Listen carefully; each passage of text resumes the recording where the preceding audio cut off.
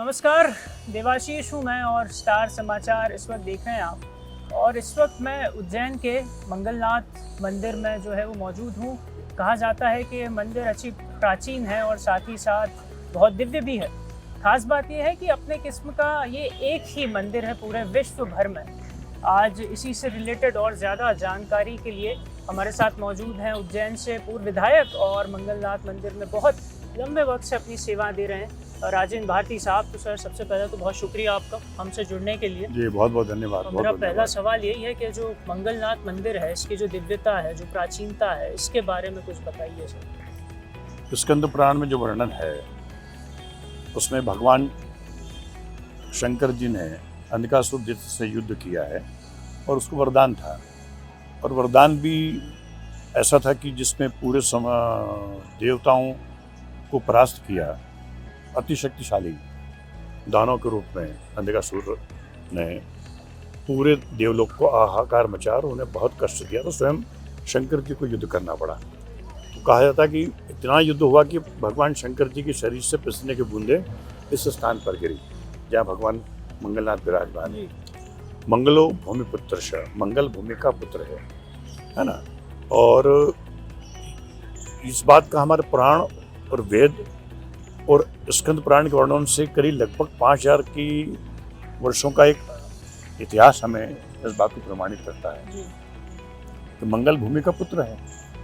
और यही बात नासा ने सिद्ध किया बाद में जाकर के वैज्ञानिक तथ्यों के आधार पे कि ये पृथ्वी की तरह है मंगल, और मंगल में यहाँ मिट्टी है, जलवायु है और तमाम शोध जो चल रहे हैं, तो जिसमें लगभग पृथ्वी की ही स्थिति के लगभग मंगल की ही स्थिति को आगे जा रहा है।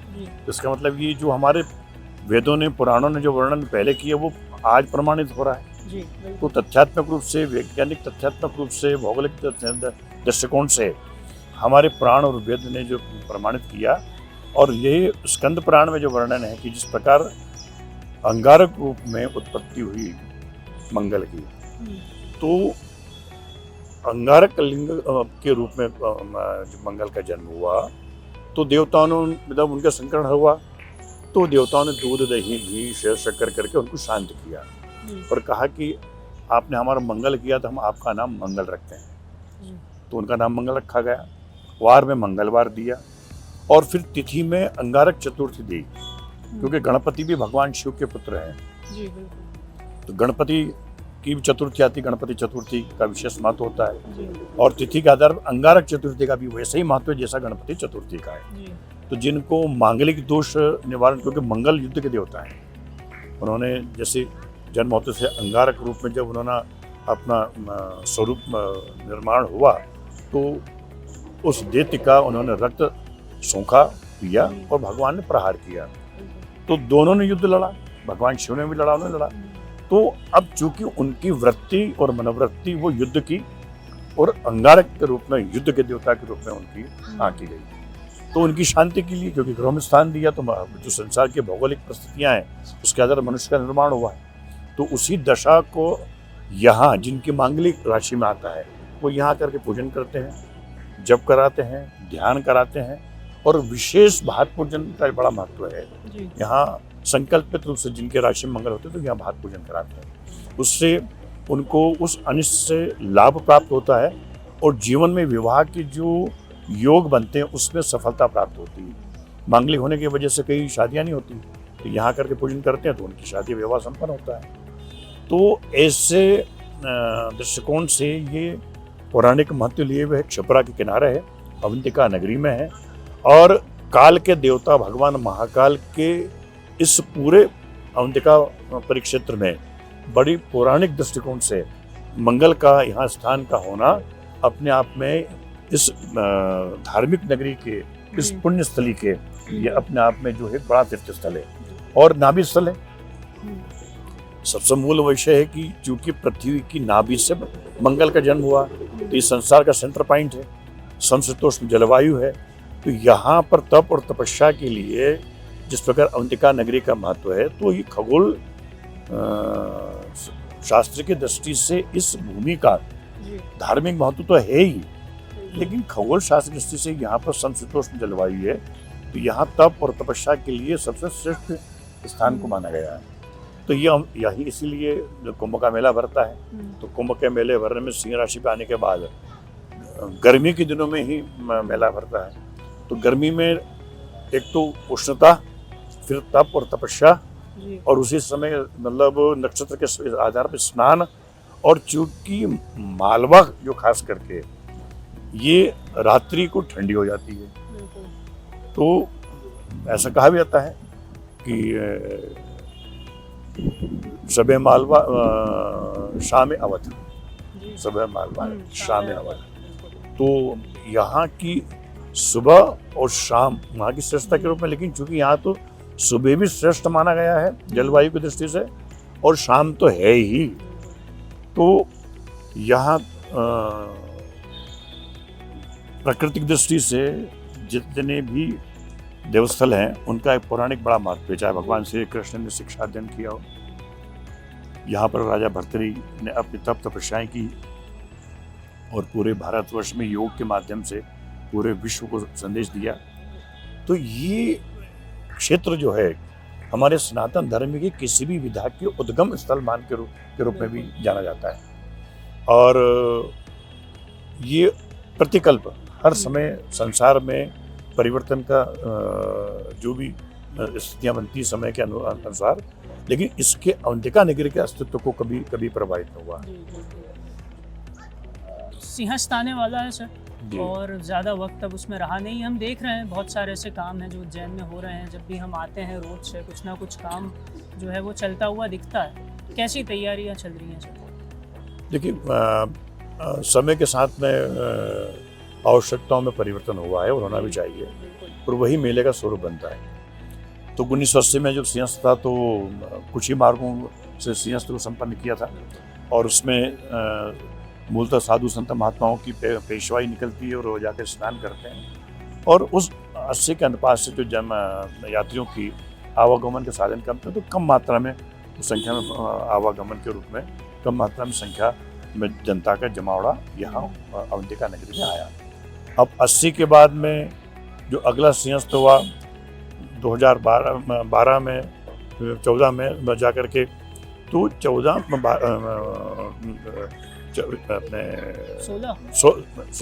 16 में 16 के सिंहस्थ में जनता का आवागमन भी बढ़ा, आवश्यकताएं भी बढ़ी, और अनेकों प्रकार की आवश्यकताओं के बीच में यात्रियों को किस तरीके से स्नान कराना, लोगों का रुझान बढ़ा, और ट्रेनें बढ़ी, मार्ग बढ़े, और सोशल मीडिया बढ़ी। तो ये आज 16 के बाद अब जो आने वाला है, हम समझते हैं कि 28 का जो सिंहस्थ कुंभ का मेला है, ये 35-40 करोड़ की संख्या के अनुपात का आंकलन किया जा रहा है।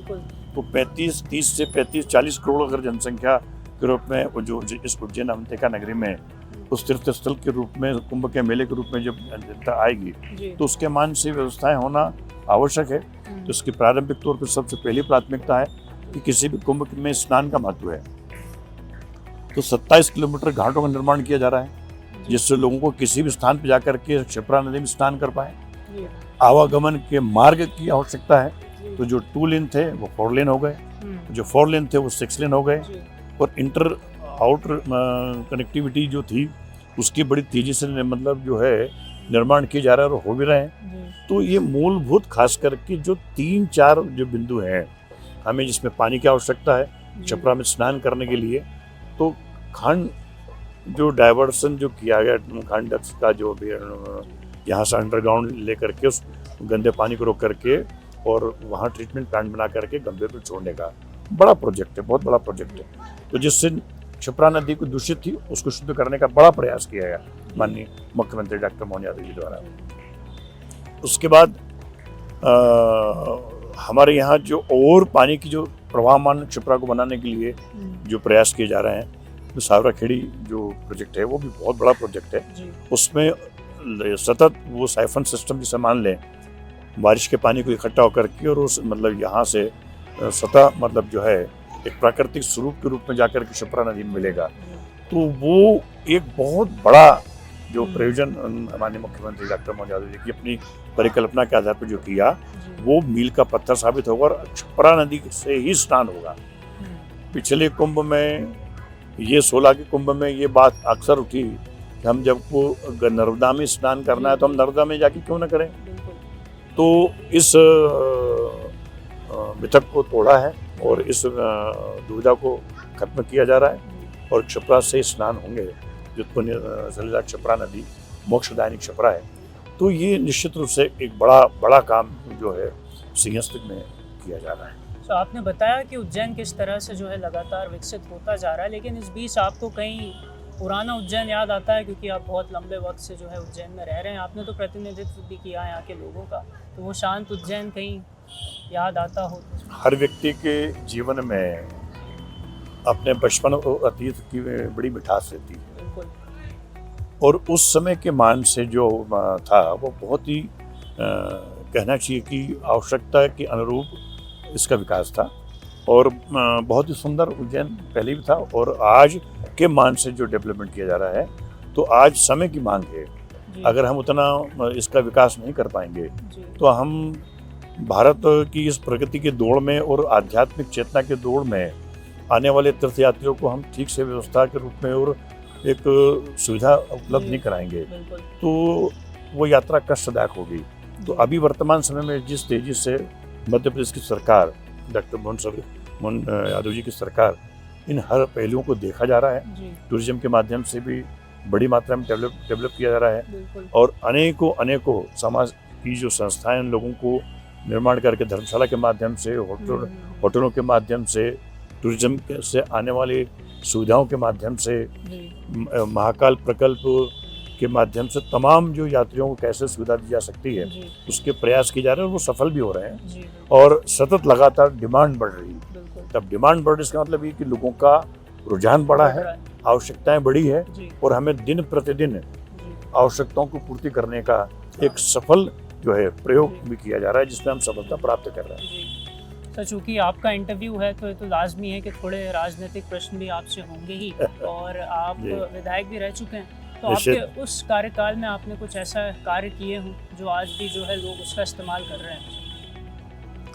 सन 2000 मेरा कार्यकाल मतलब 90 से 2003 तक रहा है, और कुंभ 2004 में भरा। तो जैसे कि सिंहस्थ के कार्यों की प्राथमिकता के आधार पर 2-3 साल पूर्व में प्रारंभ हो जाते हैं, तो उस समय भी इन्हीं चीज़ों का आवश्यकता थी। तो निश्चित रूप से महाकाल का गर्भगृह और आसपास की जो मूल गर्भगृह छोड़ करके अन्यत्र जो है उसके चौड़ीकरण और महाकालेश्वर मंदिर के विकास की एक प्रारंभिक शुरुआत की गई थी, जिसमें उस वक्त के दृष्टिकोण से सफल रहे हैं। लेकिन शनै शनै जिस तेजी से महाकाल लोक बन करके अब जो वैभव हुआ है, ये कल्पनातीत, जो शायद कल्पना की जा सकती है उसको साकार दिया। तो निश्चित रूप से उस समय जो निर्माण जो हुए हैं, जो कार्य हुए हैं, वो उस समय के अनुपात और मान से हुए हैं। जो उस समय के अनुपात से अगर हम आज आंकलन करें तो मैं समझता हूँ कि हमको बहुत कुछ करना चाहिए था, जो बहुत कुछ करने की जो प्रक्रिया होना चाहिए थी, जो सतत होने के साथ अब उसको पूरा करने का प्रयास किया जा रहा है, जो स्वागत योग्य है। आप सिंधिया परिवार के भी नज़दीकी रहे हैं, हमने देखा है जब भी ज्योतिरादित्य सिंधिया जी यहाँ आते हैं, विशेषकर उज्जैन में, तो आप तो उनके साथ रहते ही रहते हैं। तो आपका जो लगाव है, जो जुड़ाव है सिंधिया परिवार से, ये कब से है और ये कब शुरुआत हुई सर इसमें? देखिए, सिंधिया परिवार में राजमाता सिंधिया, विजया राजे सिंधिया, वो बहुत धार्मिक प्रवृत्ति के थे। उनका मंगलनाथ के प्रति बहुत अगाध श्रद्धा रही। तो हम छोटे से थे तब से ही हमारे पिताजी उनकी पूजन कराते थे, और वो लगातार सतत यहाँ पूजन के साथ आने से, चूँकि ये पूरी सिंधिया स्टेट रही है, तो एक सिंधिया स्टेट के होने के नाते हमारे पूर्वजों का भी लगाव सिंधिया परिवार के प्रति रहा है। और जब सब खुद स्वयं सिंधिया परिवार के मुखिया के रूप में राजमाता सिंधिया यहाँ पूजन कराने आती, तो हमारा उनके प्रति आकर्षित होना और उनके प्रति लगाव होना एक स्वाभाविक था। और मंदिर के विकास और अन्य चीज़ों के लिए उनकी मतलब कई प्रकार की भूमिकाएं व्यक्तिगत तौर पर रही है, चाहे चांदी के मुगाटे हो, श्रृंगार के हों, और उन्हें तो उस काल में भी कहा कि हमें यहाँ चांदी के जो है पट द्वार हमें बना देती हूँ।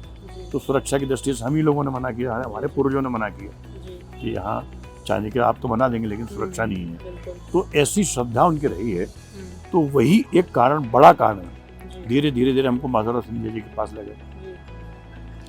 मदर संजय से जुड़े वो युवा थे, बिल्कुल तो वो ज़्यादा आकर्षित हुए हैं जी और हम सतत लगातार जुड़ते गए, उनका भी स्नेह और प्रेम और प्यार हमको मिलता रहा। मिलता रहा। तो ताली एक हाथ से नहीं, दोनों हाथ से। जी जी तो सिंधिया परिवार का लगाव हमारा होने के साथ साथ उनका प्रेम जी और उनका स्नेह हमको मिलता रहा, तो वो हमें बड़ा संबल के रूप में काम किया। जी वो लगातार आज भी जीवित है। वही स्थिति है जो आज ज्योतिराज सिंधिया जी भी हमको उसी प्रकार स्नेह और प्यार देते जी हैं। जी तो हम उसी ऊर्जा से काम करते हैं जी और वो हमें मार्गदर्शन देते हैं। उस विषय में हमें जो है उनका जो है ऊर्जा का काम करता है, उसमें हम सार्वजनिक जीवन की जितनी भी हमारी कोशिश है, जितना हमारे प्रयास है, उसमें उनका संबल बना रहता है। On that note, sir, thank you so much for connecting with us. शुक्रिया।